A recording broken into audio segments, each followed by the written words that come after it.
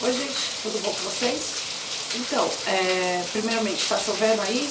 Bom, hoje é quinta-feira, dia 25 de fevereiro, 3h30, 4 horas da tarde, não sei que hora que é mesmo, mas aqui pra São Paulo tá chovendo uma chuva do cacete. Eu vou tentar falar um pouco mais alto para que vocês consigam me ouvir. Bem, quem viu o meu especial de 1.700 inscritos e leu a descrição, viu que eu ia preparar algo diferente para vocês, né?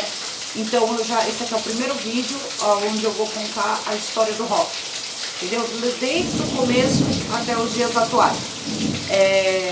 Eu vou tentar deixar a frequência desses vídeos de uma vez por mês, dependendo do estilo, porque assim, alguns deles demandam muito estudo, principalmente esse primeiro, que vocês vão ficar sabendo já já qual que é.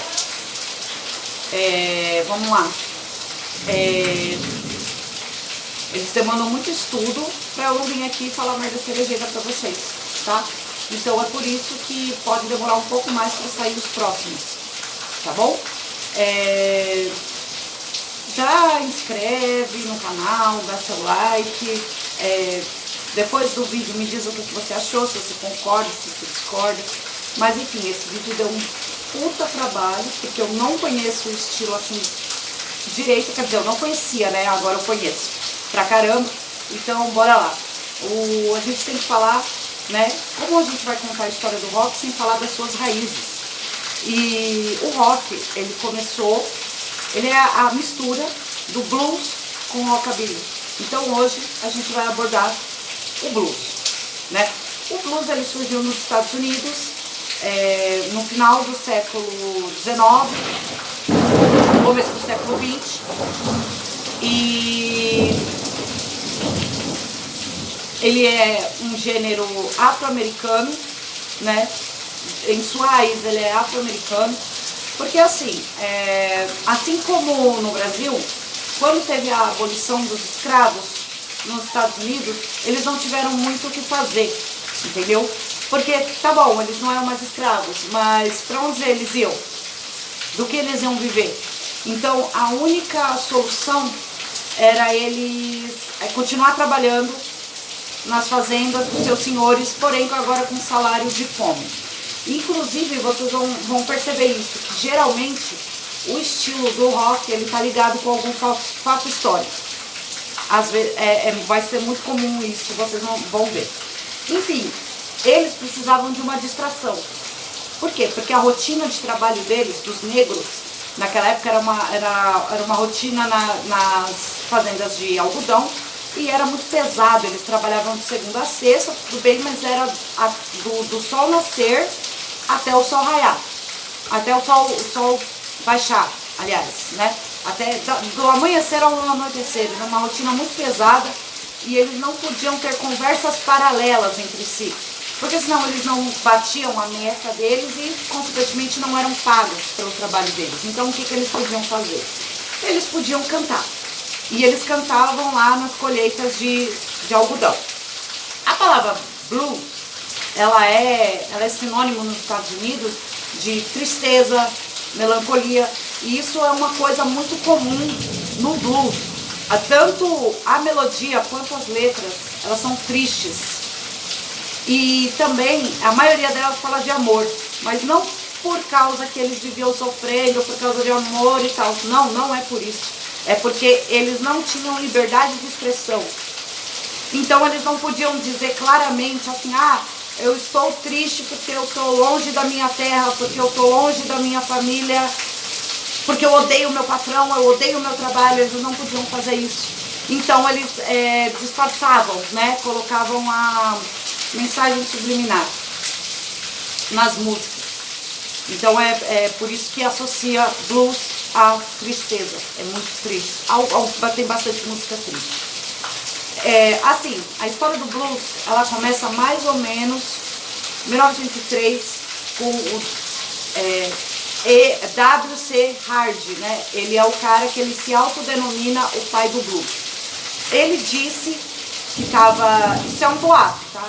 Isso é pelas pesquisas que eu fiz.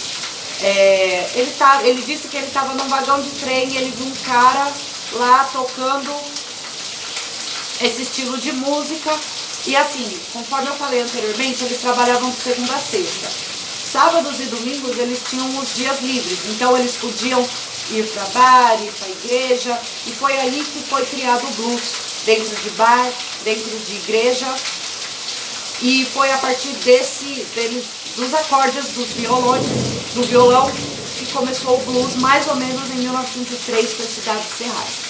Mas essa fonte ela não é precisa, entendeu? Eles colocam assim, de verdade, a história do blues começou mais ou menos na década de 1920, com o Charlie Payton, que foi o cara que começou a se apresentar em bar por aí. Junto com ele veio o Son House, que ele é um ícone do blues, né? Leroy Carr, Blind White Johnson e por aí vai. Nisso eles começaram a influenciar várias pessoas. E mais ou menos na década de 30 veio outro ícone do blues chamado Robert Johnson. Que esse até, né, tem toda aquela mítica lá do pacto com o diabo e tudo mais. Ele era influenciado pelo Son House. Inclusive a primeira vez que ele tocou era num bar que o Son House estava. E o Son House debochou da cara dele. Falou, nossa, você tava muito mal, cara. E aí foi que ele sumiu, o Robert Johnson sumiu, e quando ele voltou um ano depois, ele voltou praticamente comendo o violão com farinha. A presença da guitarra, ela vai entrar no blues, mas ela vai entrar um pouco mais pra frente. Vamos lá. O Robert Johnson, ele fez sucesso entre 1935 até 1937. Ele gravou só 29 músicas. Mas ele é visto como o pai, o deus do blues, vamos dizer assim, né? Nessa época também começou a surgir grandes bandas assim, de blues, que aí começou a ter um pouco mais de percussão, mas é a banda do Sonny Boy Williamson e do Big Bill Bronze. Em 1942, acontece a primeira revolução no blues, que é a guitarra elétrica, a introdução da guitarra elétrica no blues, entendeu? E o grande responsável, vamos dizer assim, é um cara que se chama T-Bone Walker. Pelo menos o título de ter colocado a guitarra no blues foi dele. Em 1950, acontece outra revolução junto com um fato histórico. Porque assim, os negros começaram a sofrer muita repressão no Mississippi, no delta do Mississippi, que era onde predominantemente tinha as fazendas de algodão, né? E nisso começou um êxodo deles do Mississippi para Chicago, né? E com esse fato, os cantores de blues também foram para lá e aí foi levando o blues com eles, né? Um dos grandes nomes que fez assim o blues explodir em Chicago foi Muddy Waters. E junto ele levou, óbvio, o Robert Johnson, que mesmo pós-mortem, ele conseguiu assim alcançar a fama que ele sempre almejou, mas depois de morto. Outros assim grandes nomes que a gente tem dessa época são Willie Dixon, que o Willie Dixon ele foi um pouquinho revolucionário, ele foi o primeiro baixista, líder de uma banda de blues. A gente tem o Howlin' Wolf e John Lee Hooker, que de acordo com algumas fontes aí, ele foi o verdadeiro precursor da eletrificação do blues. É assim que se fala quando colocou a guitarra elétrica no blues. Então algumas fontes eu achei que foi esse T-Bone Walker, outras fontes eu achei que foi o John Lee Hooker. E então eu resolvi trazer os dois fatos para que depois até abra uma discussão, né, nos comentários e a gente possa debater para saber quem foi o verdadeiro responsável. E junto com essa galera toda veio o nome do blues, que é o B.B. King, né? O B.B. King, ele é considerado o verdadeiro, assim, o pai o rei do blues. Na verdade, ele é o rei do blues, com mérito, porque ele trouxe uma sonoridade totalmente diferente para o blues. Porque, além de ter a guitarra, que era uma novidade em 1950, era uma novidade assim no blues, né? O timbre de voz dele fazia com que, tipo, a guitarra quando você ouve o B.B. King, você tem a impressão de que a guitarra e a voz estão juntas, então dá uma sonoridade única e totalmente diferente para aquela época. Então ele é o pai do blues, ele é o rei do blues, nossa, tô confundindo legal. Ele é o rei do blues e não se fala mais nisso, e nisso todo mundo concorda. Em 1960, mais ou menos, acontece outra grande revolução, que é o quê? Uma apresentação do Muddy Waters na Inglaterra. Então ele leva o blues, que era aquela coisinha pequenininha, de escravos, uma cultura totalmente regionalista, ele leva para o mundo. E aí tem aquele boom, o blues explode assim, de uma forma onde, além de ser aperfeiçoado pelo talento britânico, aparecem outros nomes. Inclusive, devido às adaptações, aparece um novo estilo de blues, que é o blues rock, que ele é um pouco mais rápido, né? Mas não perde aquela pegada simples do blues, simples entre aspas, vamos dizer assim, né? E também aquela pegada triste, né?